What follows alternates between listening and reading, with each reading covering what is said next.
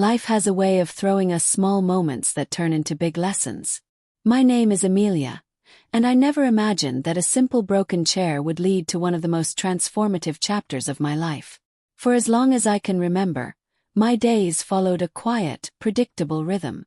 I worked from home as a content editor, surrounded by shelves of books, notebooks filled with ideas, and the soft glow of my laptop.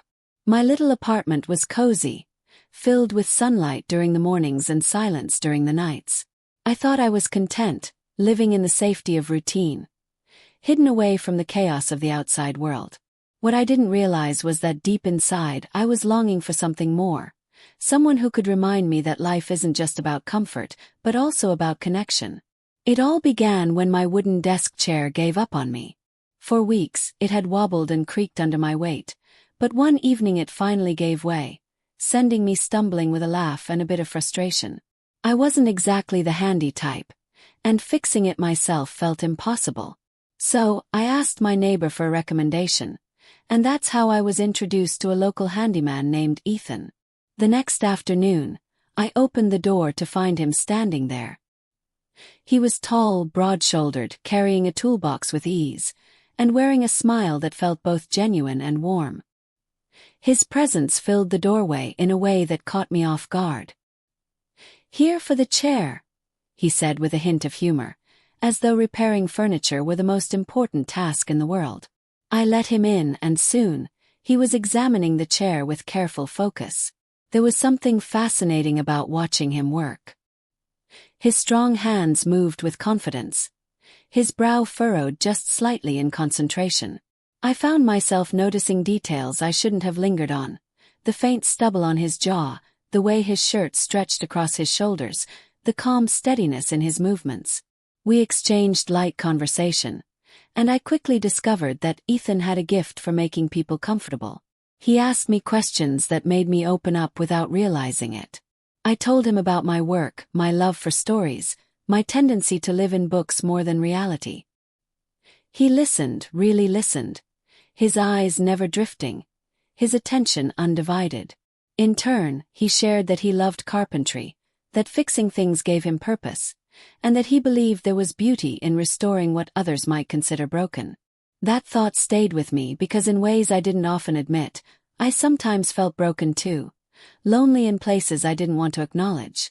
But Ethan didn't look at me like someone fragile. He looked at me as if I was whole, as if my words mattered. Within the hour, the chair was sturdy again. He smiled, brushing his hands together. "That should hold. But if it wobbles again, you know who to call." It was such a simple line, but I couldn't stop replaying it later. I sat in that chair that evening, running my hands along its steady frame, and thought about Ethan. About the way his voice carried warmth, about the way his presence filled my apartment with something I hadn't realized I was missing.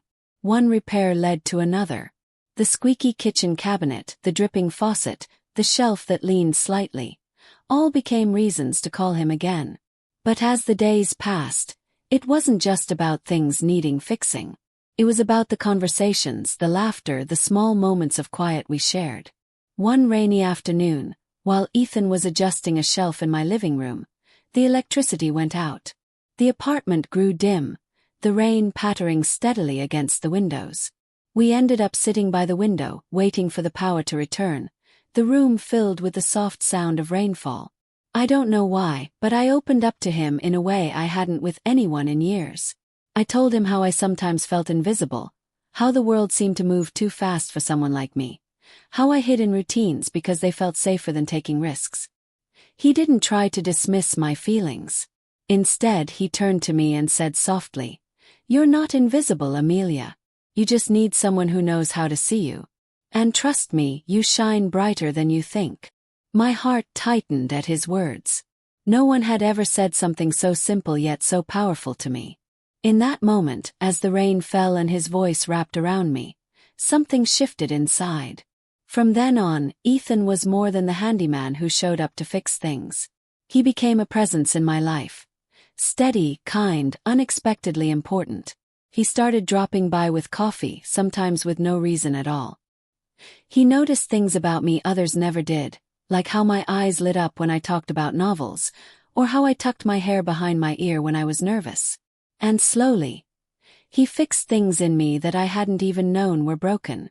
One evening, after a particularly exhausting day of work, I opened the door to find him standing there with takeout. "Thought you could use a break," he said simply, and just like that, the heaviness of my day melted. We sat together on my couch, eating, laughing, sharing pieces of our lives. At one point I looked at him and asked, "Ethan, why do you keep showing up for me?" He didn't hesitate. "Because every time I leave I want to come back. Because being here with you feels like home." Those words broke down whatever walls I had left.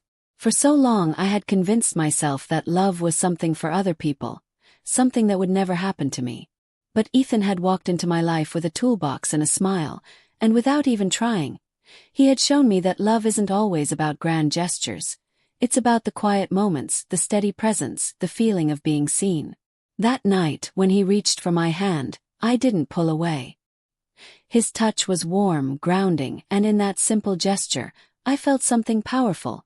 Safety, affection, the beginning of something I had secretly longed for. The weeks turned into months, and our bond only deepened. We faced doubts, of course. I worried that maybe I wasn't enough for someone like him, that my quiet life would bore him. But Ethan never let me linger in that fear. He showed me with patience, with steady love, with the way he always looked at me as though I was more than enough. And in return, I gave him what he didn't realize he was missing, a place where he could simply be, without having to carry the weight of the world on his shoulders. Our love wasn't dramatic or filled with fireworks. It was built in the little things: a chair repaired, a laugh shared, a meal cooked together, a rainy afternoon by the window. It was in the way he steadied me, and in the way I gave him space to rest. Years later, I still smile when I think of that broken chair. Because it wasn't just furniture that needed fixing, it was me. And Ethan, with his quiet strength and gentle heart, fixed that too. Not with tools or screws, but with kindness, patience, and love. That's how I learned that sometimes the smallest moments, the knock at your door, the man with a toolbox, the simple act of fixing a chair, can change your life forever. And for me it did.